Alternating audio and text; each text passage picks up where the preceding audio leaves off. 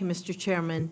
One core part of the GDPR is to protect consumer data by requiring freely given, specific, and informed consent.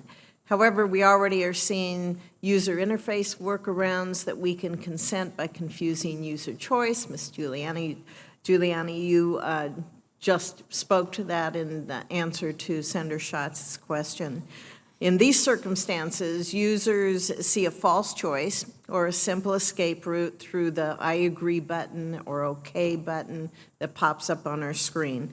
And this can hide what the action actually does, such as accessing your contacts, your messages, web activity, or location. Users searching for the privacy-friendly option, if it exists there at all, often must click through a much longer process and many screens.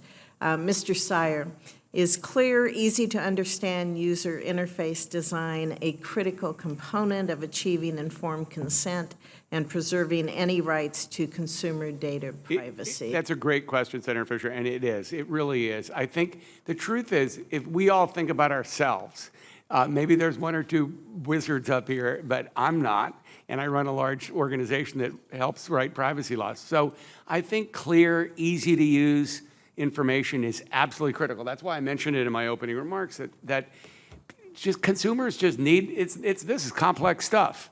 And so we need to make it very easy for consumers to understand what their rights are and then how to exercise them. It's unlike having a privacy policy at the end of your phone, 80 pages on your phone, which no one ever reads, they just check here. So I think that's a really important element of what this committee and the Senate could do, is make it simple and easy to understand for the consumer. If it's easy to understand for you folks, it'll be fair to the consumer. It would be what I would say. I hope that's an endorsement. That's an endorsement. It's an endorsement, but it's also recognizing the complexity of this. True. It actually goes to the question Senator Schatz was asking too. But it's really an important element of doing this right. Right. I appreciated Common Sense Media's endorsement of the bill that I have with Senator Warner, the Detour Act. Right. And I believe that's going to guard against the manipulative user interfaces that are out there.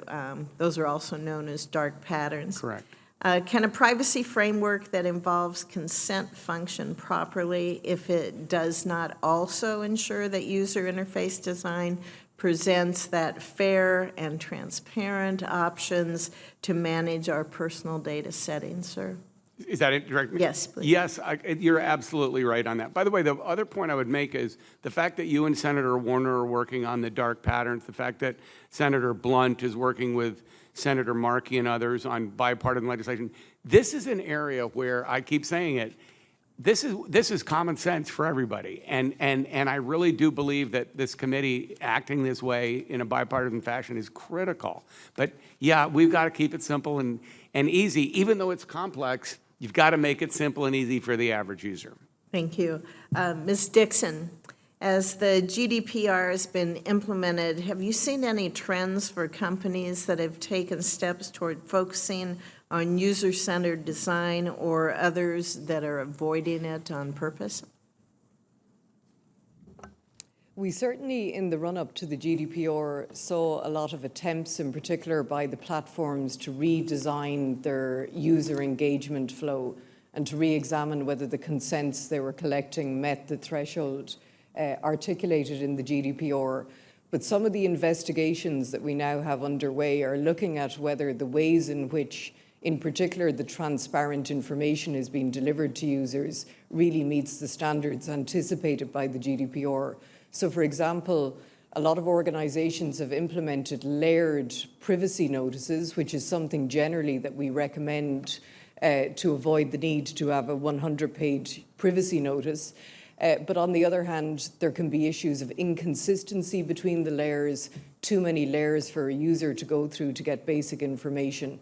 So through the investigations that we have ongoing at the moment, we're examining whether the standards anticipated by the GDPR are being met and in what circumstances we say they're not being met. So there should be further clarification on that in the coming months. So as Mr. Steyer was saying, keep it simple. Keeping it simple is always good. As we look to draft federal data privacy policy, it is important that we do look at preventing irresponsible data use from the start. Ms. Dixon, you actually noted the complaint of someone who had been contacted by a headstone company after a family member passed away, generated by combining obituary data and public address data. And I'm going to ask all of you the same question that I asked the previous industry panel. And hopefully you can respond in writing to the question since I'm out of time. But I would just really appreciate if you could give one example of an unreasonable data practice to us. I think that would be helpful when we do look at trying to keep this simple and what's going to be needed. So thank you very much. Thank you, Mr. Chairman.